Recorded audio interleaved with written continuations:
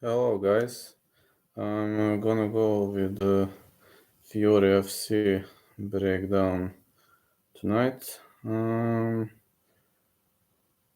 will try not to go for too long. Let me just hear whether it's working. Yeah, it's working okay. I'm just having a hard time seeing right now with Fury FC. I have to make it happen today as I will be reffing today. I might do some drills. Actually, I might do some drills, but we will see how it gets underway. Alan Cruz versus Charles Cheeks is going to be our first prediction. Just let me find. I think odds have just appeared. Yeah, Alan Cruz. Alan Cruz minus 200, Charles Cheeks plus 160, Alan Cruz 940, 6'0", Tampa, Florida fighter. Cruz fought Uroš Medic, Spike Carlisle, destroyed Steven Nguyen, and he's gonna fight here, which I expect to be a great matchup. Charles Cheeks, 15-9-0, another vet, 5'7", 71 inches of reach, press forward MMA. Lost to Bobby Moffett, defeated Josh Wiesel, and fought at LFA, where he was better to Westin Wilson, Rivaldo Jr., lost to Levi Miles, Damon Jackson. I mean, he's got a lot of experience under his belt, but Alan Cruz, I say Alan Cruz to win. Alan Cruz to win for minus 200. That's going to be my first pick of the night. Then the next one is Paul Garza versus Brian Shell. Paul Garza 2-3-0 professional MMA record, 5'10", out of Houston, Texas. The guy lost to John Herrera, Santiago Guzman, defeated Christopher Miller, and in amateur circuit he didn't have the greatest results. Brian the Beast Shell, 6'0", 74.5 inches of reach, clean striker, very much of a clean striker, and lost to Nico Ruiz via rear naked choke. From what I've seen, Paul Garza should be a more well-rounded fighter, but anything is possible here. So let me see. Paul Garza, Brian Shell. I would go with Paul Garza versus Brian Shell. I would say no distance. Side pick Garza for how much is that? Garza for minus 110. That's gonna be side pick. Now the next fight is between Carlos Jimenez and Moise Soropeza. Carlos Jimenez 110, 5'8" bantamweight fighter. Jimenez destroyed Cameron Smatterman, but he was armbarred by Eduardo Anaya. On the other side, Moise Soropeza, 5'8", 10 Planet Austin. This guy lost to Mateo Gonzalez via rear naked choke, but he has a lot of stoppages in the amateur circuit. So from what I've seen, Oropeza is kind of underestimated. I really think the guy is underestimated, but I think I'm gonna lean Jimenez. Yeah, I think I'm gonna lean Jimenez. Carlos Jimenez to win for minus 240. I'm right in all the odds, so you will see. I mean, you will see every single odd. Gabriel Macario gonna meet Santiago Guzman. Gabriel Macario, 6'6", featherweight fighter, 5'9", out of Sao Paulo, Brazil. 3 back-to-back losses to Cameron Graves, Edwin Chavez, Shaquem Richardson. The guy is on a downfall right now, but he came into Fury FC as one of the greatest potentials. Unfortunately, not everybody go well. Santiago Guzman, 5'2", the Scorpion King, 5'9", fighting out of World Training Center, Texas. On a great streak with back-to-back wins over Paul Garza, David Armas, Scotty Juarez, Markel Medeiros. I do believe this guy might actually pull this out because Macario is not in the greatest shape of his life. I think Guzman should be a favorite here. Let me see what our book is saying. Yeah, Guzman is the favorite as expected. Guzman to win for minus 200. Next one is the fight between Oliver Jimenez and Christian Lopez. I have a lack of info on these two guys. Oliver Jimenez 3-0 in the amateur circuit, 5'11". Let me see, Carlos Garza, Michael Bosco, Isaac Vasquez, Christian Lopez 0-0, 5'10".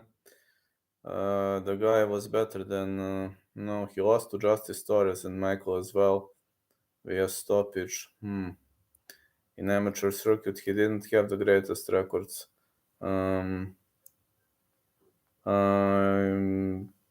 I think Christian Lopez might be a bad pick here, but anyway, Oliver Jimenez kicks off his professional run. Jimenez is a heavy favorite, I assume, for a reason, to win Jimenez. That's going to be my next pick. And now let's transition to Francisco Bando versus Joseph Aguilar. Francisco Bando 2-0, 30 years of age, 5'9". The guy lost to Joshua Tong and Gabriel Echevarri. The guy defeated Paris Moran and Chase Easton. Excellent submission fighter. Francisco Bando, Joseph Aguilar, Kid Lightning, 5'5". He is coached by Rich Burr, master. The guy defeated Jonathan Enriquez via split decision. He's having a great of a cardio, which we've seen also. He is at LFA 14. I've seen that.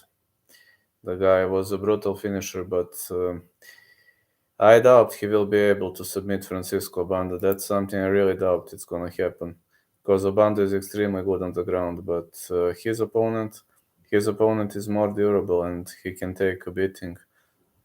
Plus, submission skills should go in the favor of Francisco Bando, but I think Aguilar is a faster fighter with more crisp strikes, so I think I'm gonna go with Aguilar to win.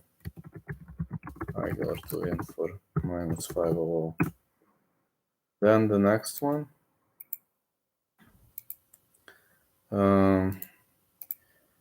Corey Mccoy, gonna meet Andrew Slater. Corey Mccoy 3-0, amateur score, 5'9", also World Training Center prospect, with victories over Jordan Pate, Kate Smith, Eric Johnson at the amateur circuit, great ground boy. Andrew Slater 0-0 in a pro, 5'8", also out of Texas. This guy lost to Justice Torres and Kaleo Mejiola, a decision in grappling. He was better than Christian Guzman at amateur circuit. He was having ups and downs. Pretty much, one could call him a young gun. Yeah, one could call him a young gun. McCoy is a big favorite, but I think Slater kinda underestimated. I actually think McCoy versus Slater might go the distance. Corey McCoy versus Andrew Slater.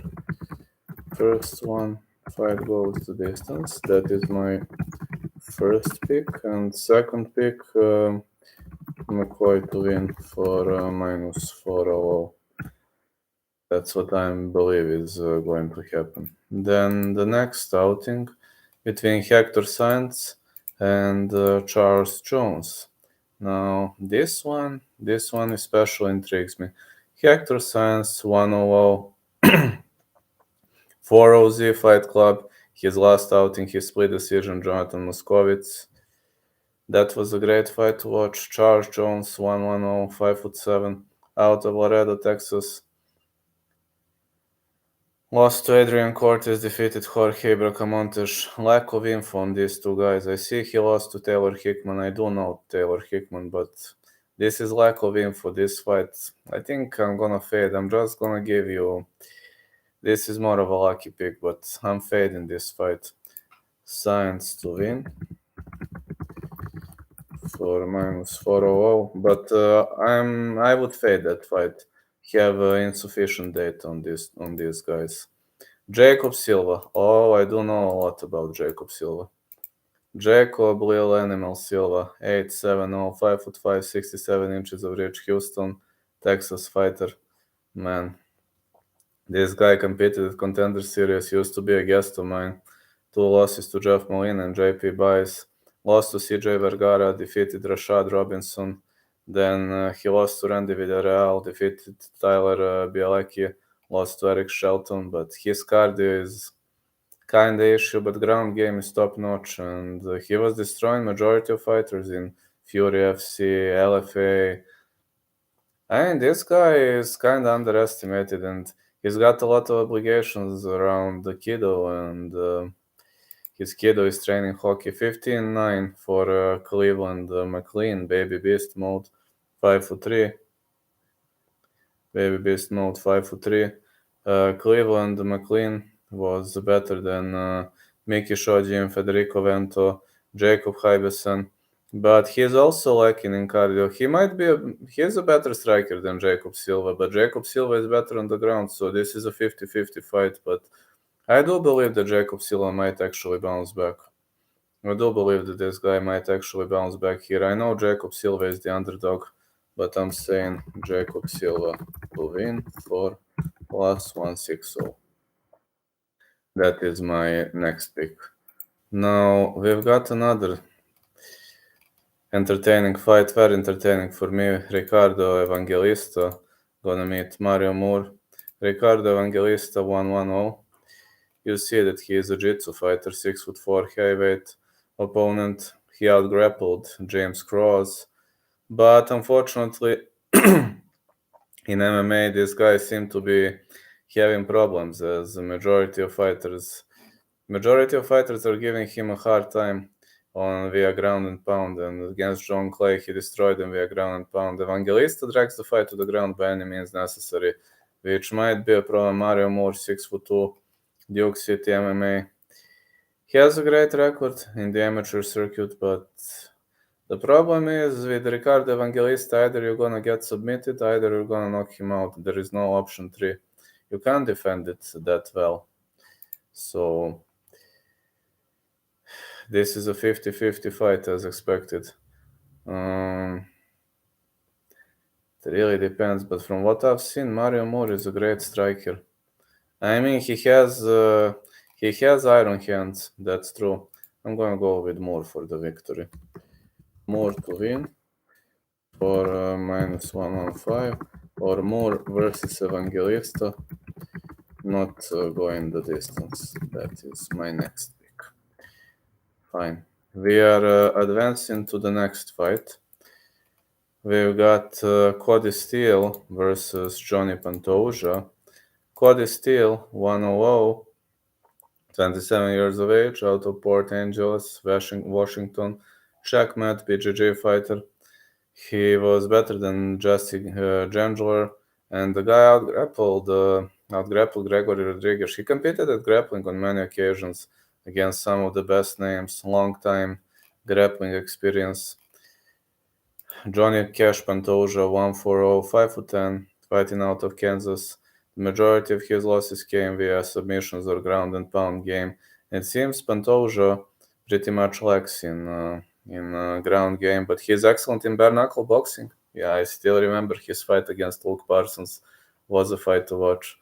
Against Michelle Cup, he won via rear naked choke, but I think Cody Steele is just going to be too much for him, especially if the fight gets dragged to the ground. My coach always says, BJJ is awesome, but you need to drag your opponent to the ground, which is absolutely true. I mean, if you don't drag your opponent to the ground, you might get your ass whooped. That is absolutely true. And let me see, Cody Steele versus Johnny Pantoja. Cody Steele minus 700. Yeah, I agree with this. Cody Steele to win because of his excessive BJJ background. I do understand why he is such a heavy favorite. The next fight is going to be between Cameron Graves and Luis Luna. Cameron Camelot Graves is pretty much known fighter, 5'11", Team Talk MMA fighter.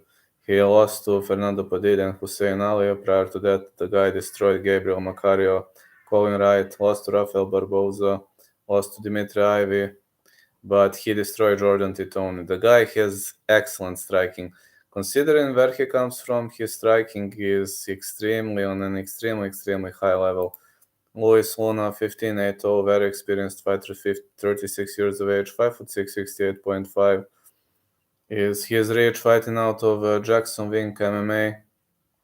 Guy lost to Victor Martinez, Damon Jackson, Laurent Nielsen, but when you train at Jackson Wink, your performance has to rock, Mike Winkeljohn is turning people into tactical gods, and he is teaching them to close angles. He is on a totally new level.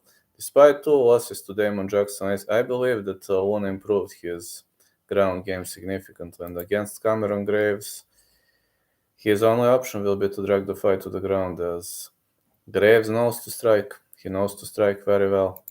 So Graves is the favorite. I think I'm gonna pick Luis Luna. It's more of a gambling, but Luis Luna to win for -105. That is going to be my pick. Now the next one, Cameron Smatterman versus Shane Torres. Cameron Smatterman, the baby-faced killer, 4'2", 5'9", out of Texas. His Fury FC beginnings were awesome. 2 losses, 2 wins, 2 losses, 2 wins. Great streak for the guy. Destroyed Dylan King, Robert Casper. Was better than Steven Perez, Mario Bastidas. And he was losing to guys with high-level cardio and good trim, for example, Christian Strong. Shane Torres, 3-1-0 is his record, 5'7". Claudio Franco, Brazilian Jiu-Jitsu, Watsonville, Santa Cruz, Florida fighter.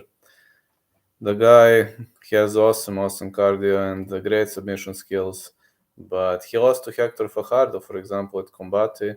So every single time he meets a guy with a good BJJ defense, Shane Torres is dealing with a problem. But can Cameron Smatterman defend those things? That's a good question. Because he is so unpredictable, man. Smatterman is one of the most unpredictable dudes. So Shane Torres is the favorite, let me say. Smatterman versus Torres. No distance is my first pick. And the second pick, Torres to win for -200. Second pick, Torres to win for -200. That's gonna be Torres. Now the next one is Kenneth Glenn. Kenneth Glenn versus Anthony the Genius Romero.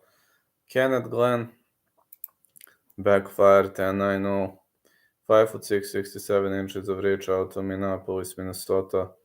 Scored back-to-back losses to Arut Pogosian and Diego Lopez. Prior to that, he destroyed Laville Simpson. And I do believe for some reason this might be a mismatch. Yeah, it's true that Kenneth Glenn has a lot of experience under his belt. But Romero is IQ king, 10-1-0 for Anthony Romero, 5'11", 70 inches of reach out of Niagara top team. Lost to JJ Okanovich via split decision, outworked Nico Echeverri. I do think he was robbed against JJ Okanovich at LFA. He outworked Zach Usola. He defeated Mike Breeden at Contender Series, so do have to say something was not on point here. Kenneth Glenn versus Anthony Romero. I think Romero wins. Should be an easy win for Romero. Romero to win for -410 or Romero decision. I think this is kind of a mismatch. The guy trains with Razmir Jazudevich, who used to be my guest on 2 occasions. Very, very, very nice guy. Then we got Carlos Lozoya versus Randy Villarreal. Carlos Lozoya, 6'2", bantamweight fighter out of Washington. The guy was better than Ricky Steele, Steven Starwalt, Dylan Schulte, Tyson Lin. Randy Villarreal, 11-12-0. Now, people are gonna say, look at his poor score. No, guys, believe me. Janzi's BJJ fighter is... look at who he fought. 5'7", 65 inches of reach. He wasn't fighting bums. Cody Fuller, Ryan Hollis, Ryan Benoit, Jimmy Flick, Jeremy Myers, Saul Elizondo. These are not bums. These are high-level fighters. And now people are gonna say, oh, the guy has 12 losses. Why are you even mentioning him? Well, The problem with Villarreal is the fact that he is extremely dangerous if the fight gets to the ground or if it advances into later rounds. Plus, he defeated Jacob Silva in his last outing. He significantly improved angles and he significantly improved his level of aggression. Plus, when we take a look at other aspects of the game, Lozoya is extremely dangerous in round one. This is trickier fight than it looks. Now, people gonna say, how can you even pick? How can you even think of a guy with 12 losses? Because I see improvements, guys. I see improvements in his game, and I'm going for Villarreal for plus 3-0. I'm seeing a lot of improvements in his game, so I'm picking Villarreal to win. And now, finally, the main event of the evening. We got Carlos Vera versus Kane Moniz. Carlos Vera, pequeño, 10-3-0, born in Manta, Ecuador, out of New Orleans, Louisiana, 5'6", 69.5 inches of reach. Back-to-back victories over Cody Freeman, Peter Cavallero, lost to Levi Miles and Greg Fisher. Other than that, he defeated pretty much good names. I mean, even at LFA, he was better than Yoel Scott. Kale Moniz, 5'10", 5'9", 71 inches of reach. 71 inches of reach. I have to say, not much of a significant reach advantage. Guy riding on a 4-fight win streak with Donald Gonzalez, Wilbur Alvarez, Josh Walker, Steven Perez win. Kale Moniz should be more well-rounded, but Carlos Vera is very dangerous if the fight advances into later rounds. The guy is not gonna guess. On the other side, Moniz is very dangerous early on because submissions, you know that submissions are super easy to apply when your opponent is not sweaty. So if you're not sweating, you can easily pull out a submission attempt. Now I'm going to say I have two potential picks, so have a big dilemma here, and this is a pick'em. So I say Vera inside the distance or Moniz decision. That is what I'm saying for the main event of the evening. Side pick Vera to win. Vera to win for -115. Okay, guys, that would be it. Thank you so much for the follow. I really enjoyed this, and maybe I will train later, I don't know, but I'm guaranteeing you that we will see each other in the evening. I will do a stream as soon as I get back from the match because I'm reffing today. It's not that I have much of a time, but we'll catch you later and have a great time, guys. Enjoy. Good luck on Sunday, just to tell you that.